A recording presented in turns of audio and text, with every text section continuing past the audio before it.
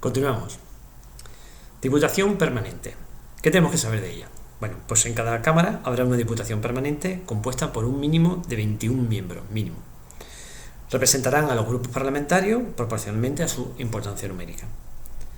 Estará presidida por el presidente de cada Cámara respectiva y seguirán ejerciendo sus funciones, las diputaciones permanentes, aun disuelta la Cámara o finalizado su mandato. Adopción de acuerdos.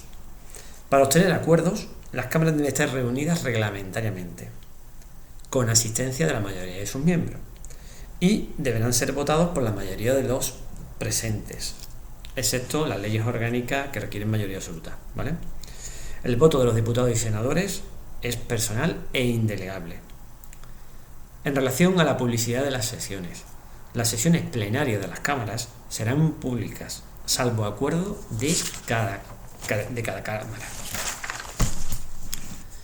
En relación a la elaboración de las leyes orgánicas son o se tratan derechos fundamentales y libertades públicas, los estatutos de autonomía y el régimen electoral general, son los que son leyes orgánicas. Requerirán para su aprobación, modificación o derogación la mayoría absoluta del Congreso sobre todo el proyecto. Eso es importante, ¿vale? Delegación legislativa.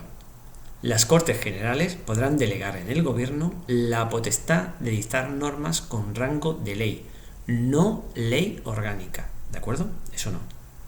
Deberá otorgarse de forma expresa por materia concreta y fijación del plazo del mismo. La delegación se agota por el uso de ella por parte del Gobierno con publicación de la norma correspondiente. Las leyes de base delimitarán con precisión el objeto y el alcance de la delegación, principios y criterios. Las leyes de base no podrán modificar la propia ley de base ni dictar normas con carácter retroactivo. Las disposiciones del Gobierno que contengan legislación delegada recibirán el título de decretos legislativos. Si una proposición de ley es contraria a una delegación legislativa en vigor, el Gobierno podrá oponerse a su tramitación. Vale, en relación a la delegación legislativa, deberá otorgarse la misma mediante dos formas diferentes. Una, mediante ley de base, cuando su objeto sea la formación de textos articulados, o ley ordinaria, cuando se trate de refundir varios textos legales en uno. Decretos leyes y su convalidación. En caso de extraordinaria y urgente necesidad, se podrá realizar un decreto ley o ley, ¿no? En este caso. El Gobierno podrá dictar disposiciones legislativas provisionales en forma de decretos leyes. Estos deben de ser inmediatamente sometidos a debate y votación en su totalidad. Y debe ser sometido en el plazo de 30 días siguientes a su promulgación. Iniciativa legislativa. Corresponde la iniciativa legislativa al Gobierno, al Congreso y al Senado.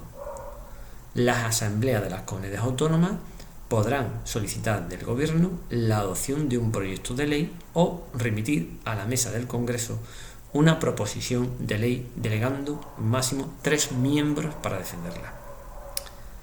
Muy bien. Iniciativa popular. Una ley orgánica regulará el ejercicio requisitivo de la iniciativa popular para presentar proposiciones de ley. En todo caso, exigirá no menos de 500.000 firmas y no podrán ser sobre leyes orgánicas, tributarias internacionales ni prerrogativas de gracia.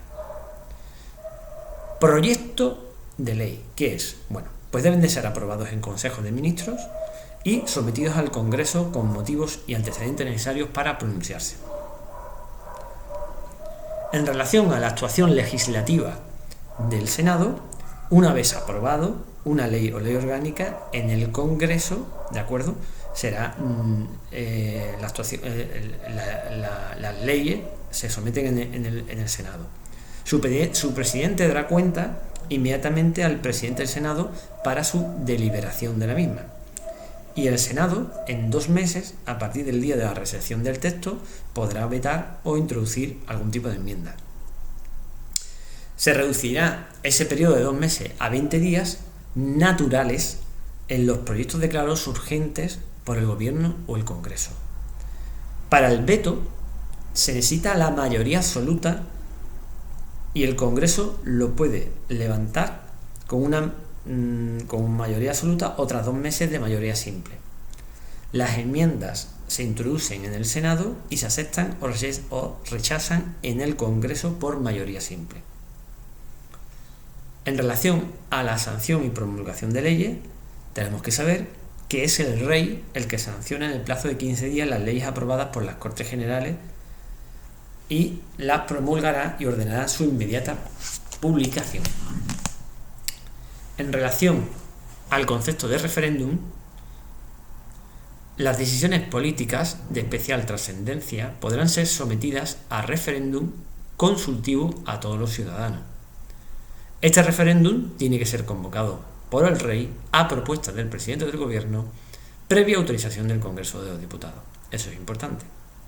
Y una ley orgánica es el que lo regula. Tratados internacionales. Se necesita la autorización de las Cortes Generales mediante ley orgánica para la realización de unos tipos de tratados, que son pues, los que son tratados políticos, los tratados militares, los de integridad territorial, que afecten a la integridad territorial, sobre los derechos y deberes fundamentales, así como las obligaciones financieras relativas de la hacienda pública. Para el resto de materia, el Congreso y el Senado solo serán inmediatamente informados. Los tratados contrarios a la Constitución exigirán la previa revisión constitucional. Los tratados internacionales firmados y publicados en España formarán parte del ordenamiento jurídico interno. Hacemos aquí otro descanso.